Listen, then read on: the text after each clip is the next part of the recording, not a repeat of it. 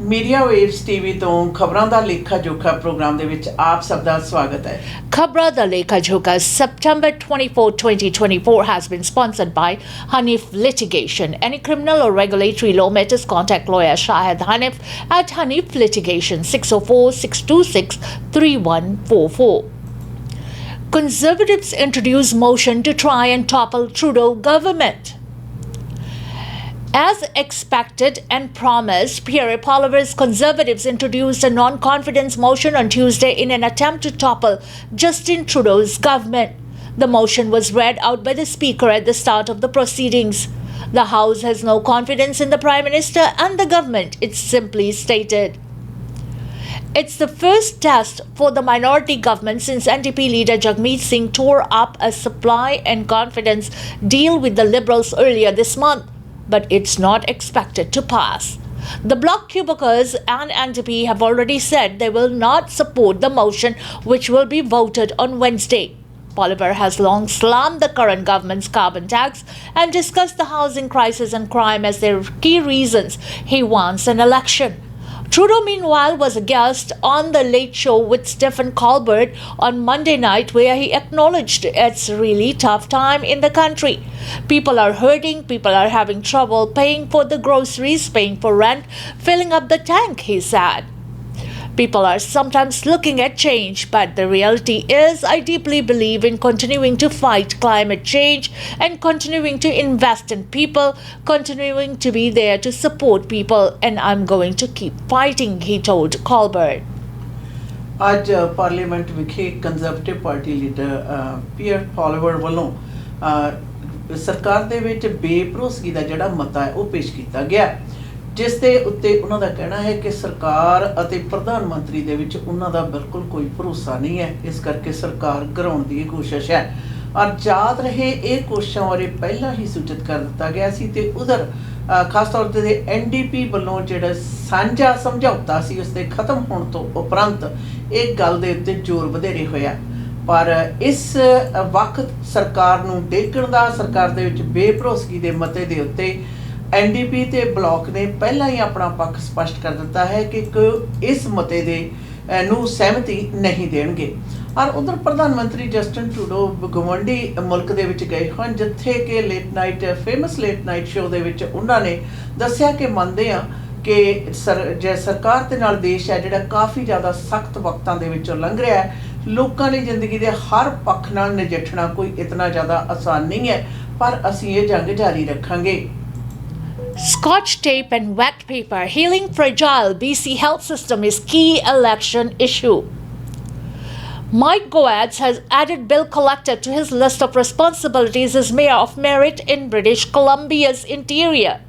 In June, Goetz sent the province an invoice of $1,800,000, the cost, he said, for closures of the Nicola Valley Hospital emergency room. He said the bill for the 19 closures last year and the first 5 closures this year includes a partial refund of what the city paid for the hospital services, as well as the cost when firefighters responded to medical calls because paramedics are busy transporting patients to Kamloops, about 85 kilometers to the northeast. Goetz said the cost would be equivalent to a 1% increase in taxes for the community unless the province picked up the tab and came on top of the more $600,000 the municipality already pays the province annually for its hospital. That's unexpected to ask our taxpayers to pay for this system twice. We've paid for it once. We expect 365 days of coverage because that's what you charged us for, he said. The mayor isn't alone in his frustration with the state of BC's health system. Temporary emergency room shutdowns have hit rural and urban hospitals. Hundreds of cancer patients have been sent across the US border for radiation therapy, and there's a shortage of nurses and doctors. It's a central issue ahead of October 19th provincial election, with the BC Conservatives offering sweeping changes and at least one major change promised by the governing New Democrats not set to be fully implemented until after the election. Dr. Rita McCracken, a family doctor and assistant professor at the University of British Columbia, said fixing the province's healthcare system will require systemic changes beyond hiring more employees. We don't have enough people doing the jobs, but at the same time, we have a system that is made out of scotch tape and wet paper that we are trying to graduate people and hire people into, she said. BC Conservatives leader John Rustard made healthcare the focus of his first major platform commitment in July, long before opposition leader Kevin Falcon suspended his BC United Party's campaign and threw his support behind the Conservatives. The Conservatives say that if elected, they will pay to send more people outside the province for healthcare and expand the use of private clinics. Rustard has also promised to compensate health workers who lost their jobs for refusing to get the COVID-19 vaccine. Our healthcare system in BC is in crisis. More than that, it is failing. More money into the system is not the solution, Rustard said in July.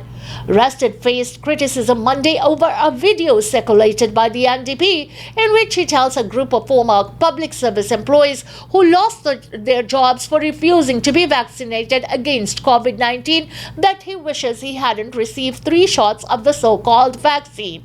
In the video from June, Rustard said he'd realized vaccination campaigns weren't about trying to stop the spread of COVID-19, but rather were around shaping opinion and control on the population.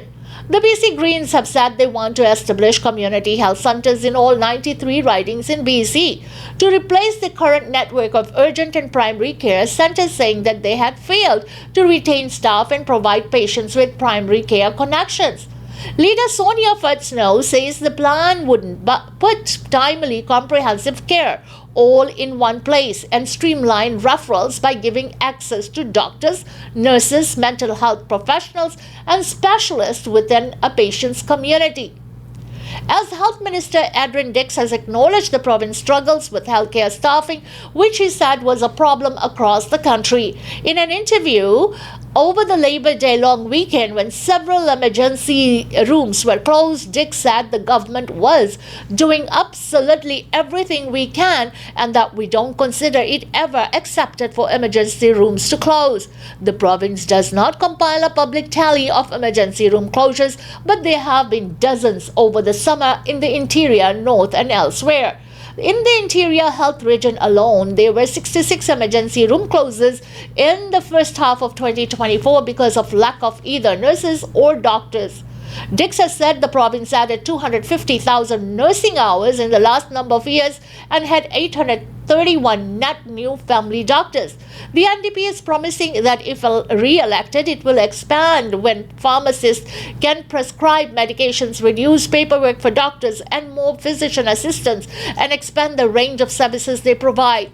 Leader David Eby said a re-elected government would provide immediate provincial licenses for doctors, nurses, and midwives trained in Canada who stepped out of the system and offer the same licenses in 6 weeks for professionals trained in some regions outside of the country. But McCracken said whoever wins in October will have more to worry about than hiring. She said the next government has to do a better job of quantifying exactly what is required and understanding the system so that doctors want to stay where they are most needed. We haven't really been addressing, and it echoes over into nursing and emergency rooms and in all the different places, that we have not created a sophisticated enough assessment of what we need to be providing care, she said. Ahead of the election, the BC College of Family Physicians and BC Family Doctors published a series of requests for its members from the next government, including access to extended health and dental benefits, sick days, and a pension plan.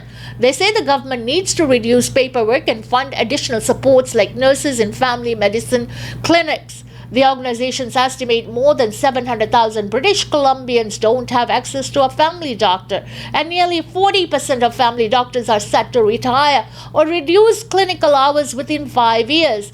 McCracken said under the NDP government there had been some very significant shifts in the right direction, pointing to a new payment model for doctors launched in 2023, but added such moves represented the first 2 or 3 steps of probably 100 that we need need to take in order to stabilize the system.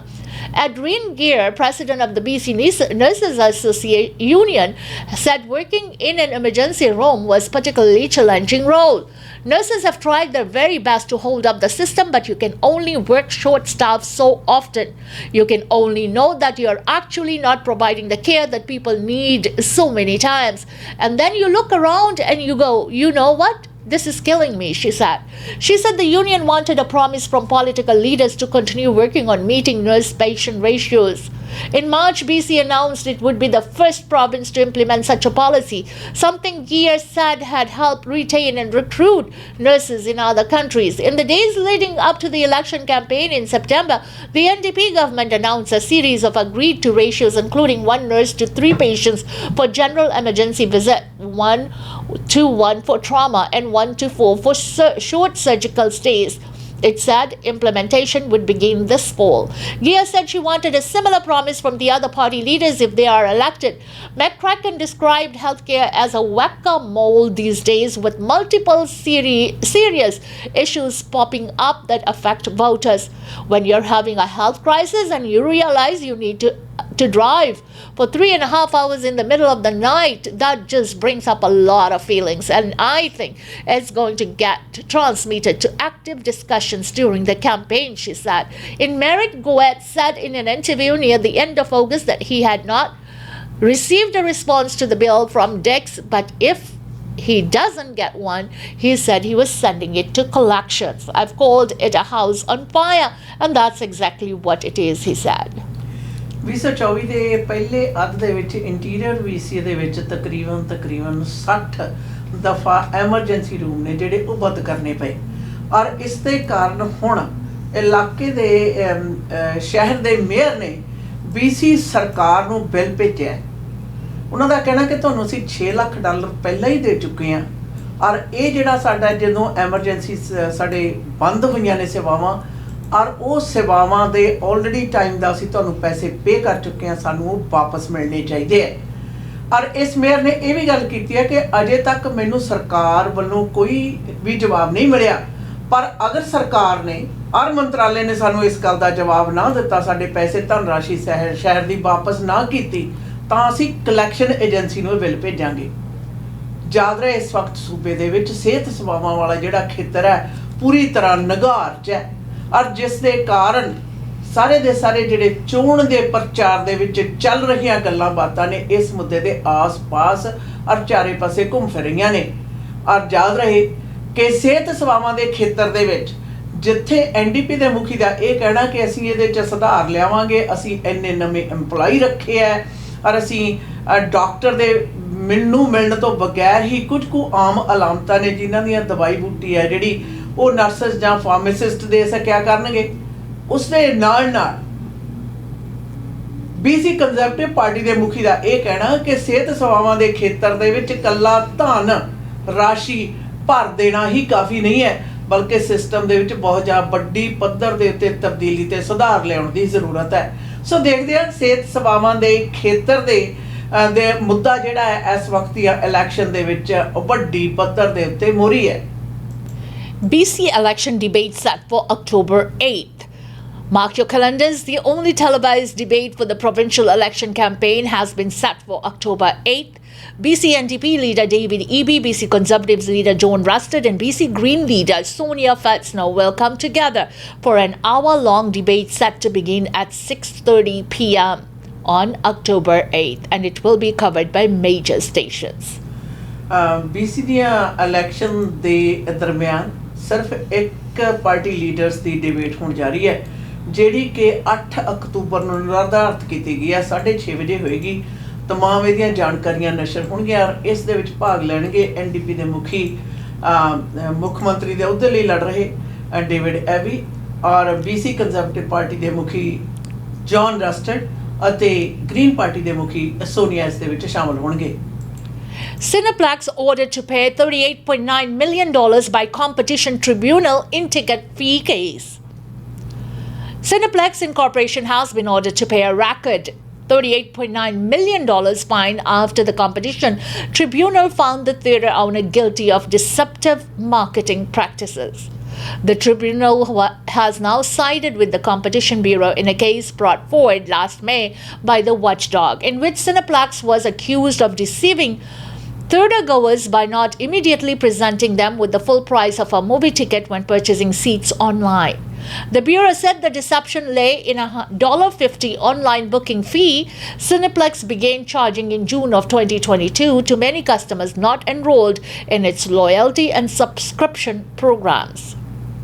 The Bureau alleged the fee constituted price dripping, a practice when customers are drawn into a purchase without full disclosure of the final cost.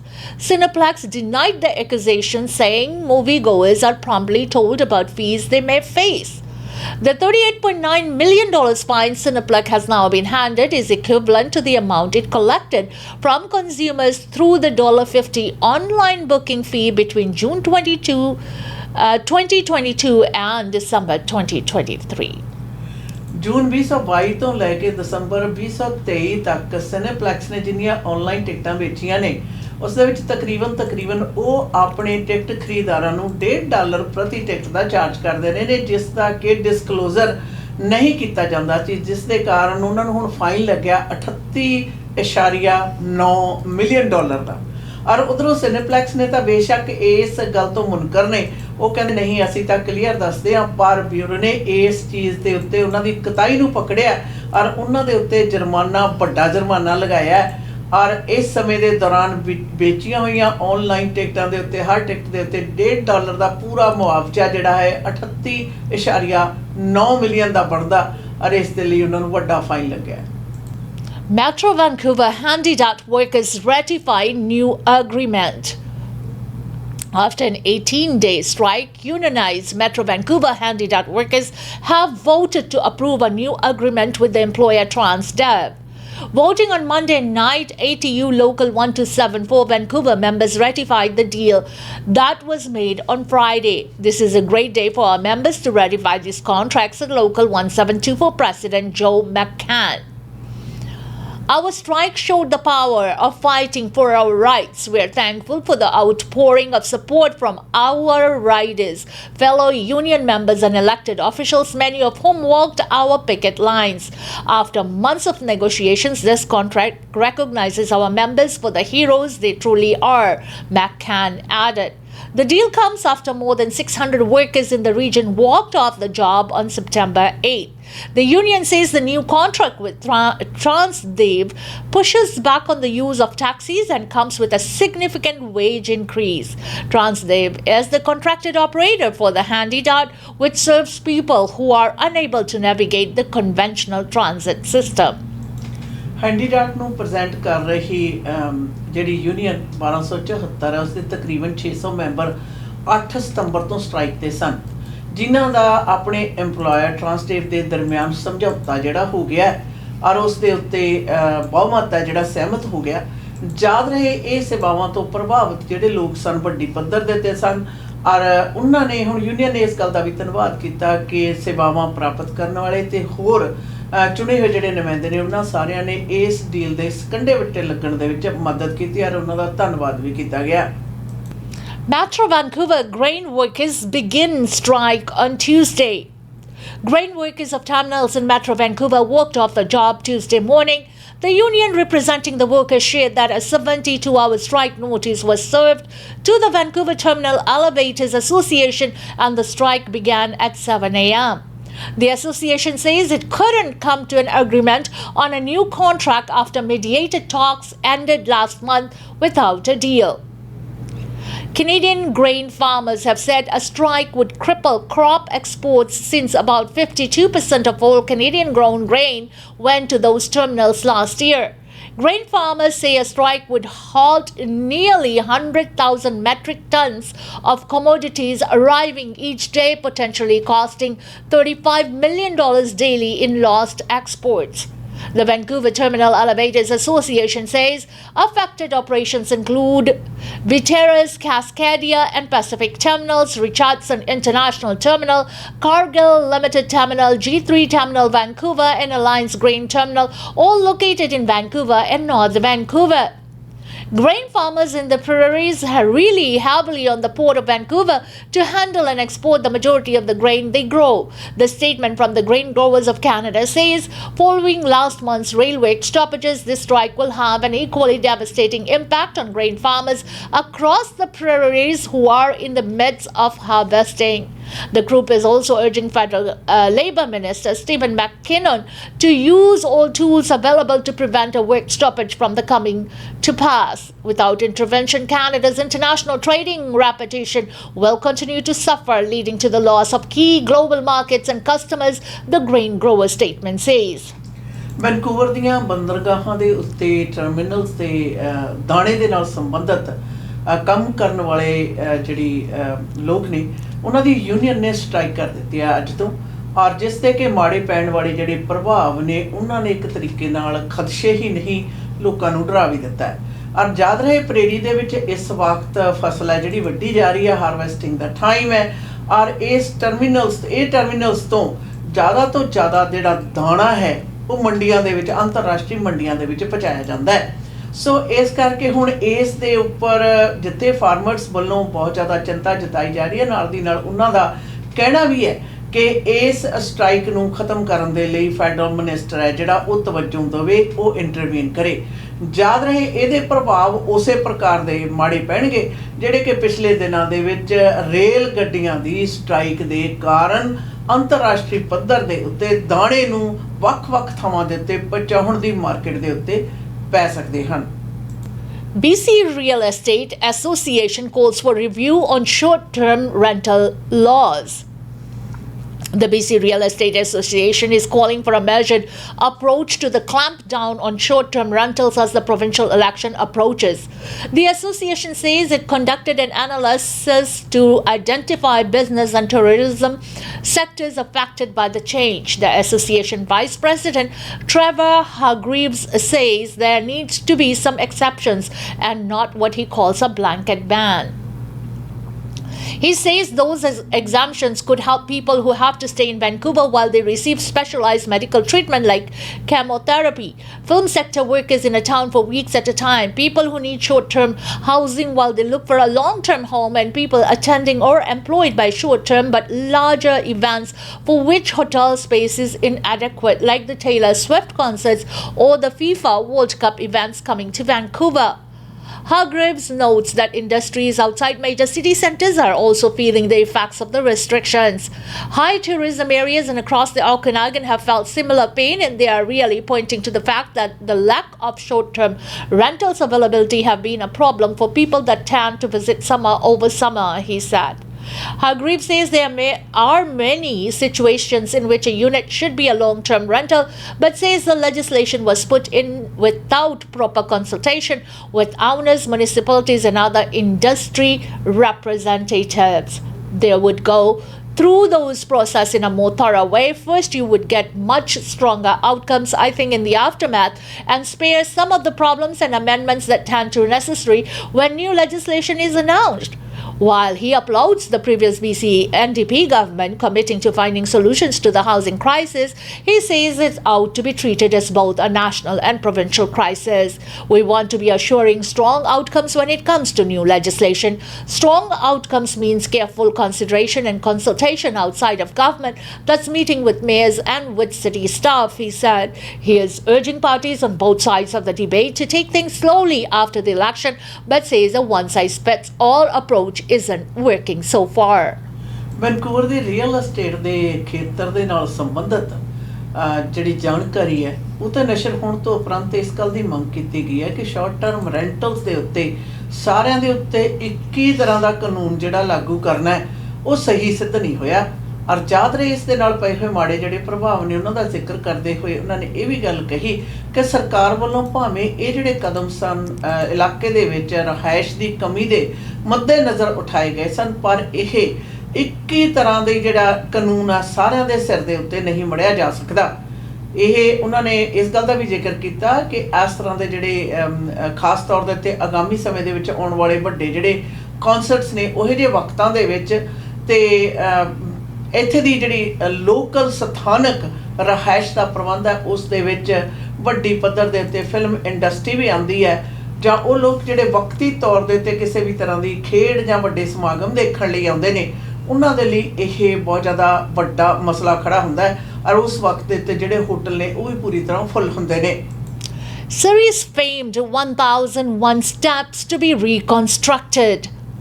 The iconic 1001 Steps stairway at Ocean Park is getting a revamp after Surrey City Council approved the capital project. City councillors passed a motion on Monday night to remove the old stair system and build another. The city says the original was built in the late 1980s and has now reached the end of its life cycle. The project will include the removal and disposition of the existing stair landing structure and the construction of a new stair system, including new foundations, the city said in a statement Tuesday. $724,500 contract for the project was awarded to Calter Construction Incorporation, with funding to come from the 2024 Parks, Recreation and Culture Capital budget. The renovation will not only enhance the safety and accessibility of the 1001 steps, but will also preserve this beloved community landmark for future generations to enjoy, said Mayor Brenda Locke.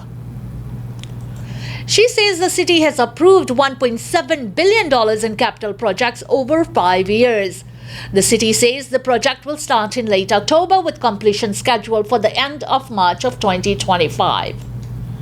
City of Surrey ਦੇ ਪ੍ਰਸਿੱਧ 1001 steps ਵਾਲਾ ਜਿਹੜਾ project ਹੈ, ਉਸ ਦੀ renovation ਤੇ removal ਤੇ ਨਾਲ ਦੀ ਨਾਲ ਨਵਾਂ ਬਣਾਉਣ ਦਾ ਜਿਹੜਾ ਬਜਟ ਹੈ ਉਸ ਨੂੰ ਹਾਮੀ ਭਰ ਦਿੱਤੀ ਹੈ। ਸਿਟੀ ਕੌਂਸਲ ਨੇ ਕੱਲ ਤਕਰੀਬਨ $7.25 ਲੱਖ ਦੀ ਲਾਗਤ ਨਾਲ ਬਣਨ ਵਾਲਾ ਇਹ ਜਿਹੜਾ ਪ੍ਰੋਜੈਕਟ ਹੈ, ਇਹ ਸਰੀ ਦਾ ਬਹੁਤ ਜ਼ਿਆਦਾ ਫੇਮਸ ਤੇ ਪਸੰਦੀਦਾ ਥਾਂ ਹੈ ਤੇ ਦੱਸਿਆ ਜਾ ਰਿਹਾ ਕਿ ਅਗਲੇ ਸਾਲ ਤੱਕ ਇਹ ਪੂਰਾ ਹੋ ਜਾਏਗਾ। ਔਰ ਯਾਦ ਰਹੇ ਸਿਟੀ ਨੇ $1.7 ਬਿਲੀਅਨ ਦੇ ਜਿਹੜੇ ਪ੍ਰੋਜੈਕਟ ਨੇ ਉਹਨਾਂ ਨੂੰ ਸਹਿਮਤੀ ਦਿੱਤੀ ਹੈ ਆਉਣ ਵਾਲੇ 5 ਸਾਲਾਂ ਦੇ ਵਿੱਚ ਜਿਹੜੇ ਪੂਰੇ ਕੀਤੇ ਜਾਣਗੇ। ਇਸ ਦਾ ਖੁਲਾਸਾ ਸ਼ਹਿਰ ਦੀ ਮੇਅਰ ਬ੍ਰੈਂਡਾ ਲੌਕ ਨੇ ਕੀਤਾ। Play Center for Neurodiverse Children opens in New Westminster.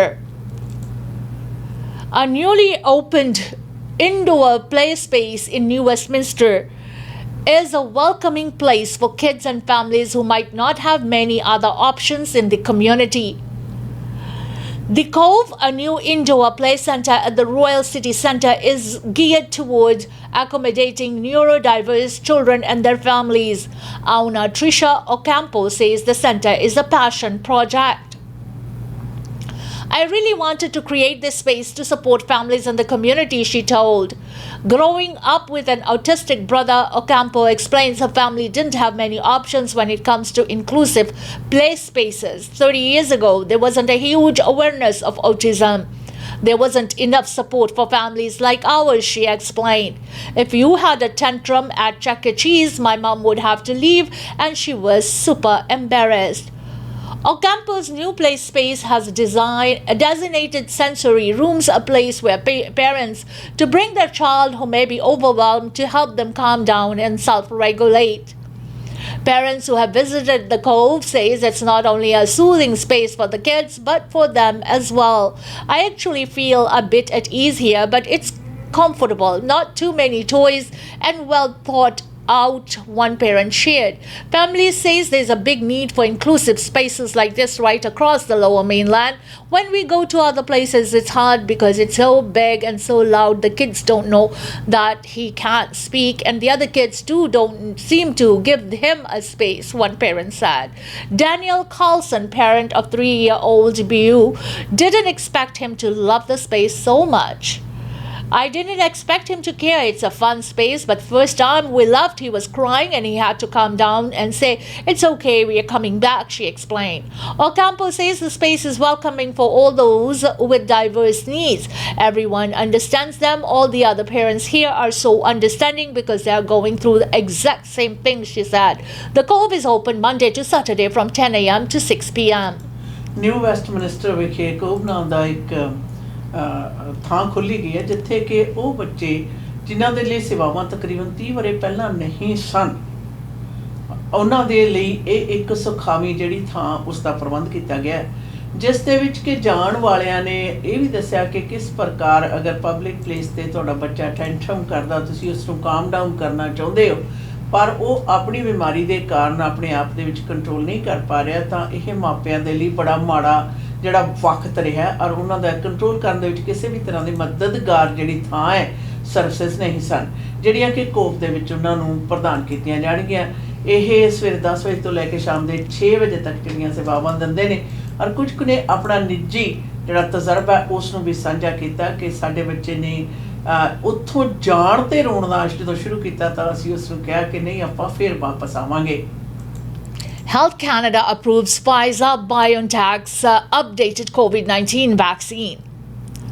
Health Canada has approved Pfizer-BioNTech's updated COVID-19 vaccine that protects against one of the most recently circulating variants of the virus. The mRNA vaccine, called Comirnaty, targets the KP.2 subvariant of Omicron, replacing the previous version which targeted the XBB.1.5 Omicron subvariant. Health Canada recently asked provinces and territories to get rid of their older COVID-19 vaccines to ensure the most current vaccine will be used during this fall's respiratory virus season. Comirnaty is the third updated COVID-19 vaccine approved by Health Canada for this season, following its authorization of Moderna's Spikevax mRNA vaccine and Novavax protein-based vaccine Nuvaxovid last week. Both the Pfizer and Moderna vaccines are approved for adults and for children 6 months of age and older. Novavax is approved for adults and for children 12 years and older. Health Canada ਨੇ ਜੀ ਕੋਵਿਡ-19 ਦੀ ਜਿਹੜੀ ਨਵੀਂ vaccine ਹੈ Pfizer ਵੱਲੋਂ ਬਣਾਈ ਜਾ ਰਹੀ ਹੈ ਉਸ ਨੂੰ ਮਾਨਤਾ ਦੇ ਦਿੱਤੀ ਹੈ, ਤੇ ਨਾਲ ਦੀ ਨਾਲ ਇਹ ਵੀ ਗੱਲ ਸਪਸ਼ਟ ਹੈ ਕਿ ਜਿੰਨੀਆਂ ਪੁਰਾਣੀਆਂ ਵੈਕਸੀਨ ਨੇ ਉਹਨਾਂ ਨੂੰ ਕੱਢ ਕੇ ਜਿਹੜੀ ਨਵੀਂ ਵੈਕਸੀਨ ਆ ਆਉਣ ਵਾਲੇ ਪਤਝੜ ਦੇ ਇਸ ਰੁੱਤ ਦੇ ਵਿੱਚ ਵੱਡੀਆਂ ਜਿਹੜੀਆਂ ਇਨਫੈਕਸ਼ਨਸ ਨੇ ਉਹਨਾਂ ਦੇ ਮੱਦੇ ਨਜ਼ਰ ਵਰਤਣ ਦੀ ਵੀ ਹਦਾਇਤਾਂ ਦਿੱਤੀਆਂ ਹਨ। इसी के साथ हमें दीजिएगा इजाजत। खबरां दा लेखा जोखा प्रोग्राम से, until next time, goodbye and be safe.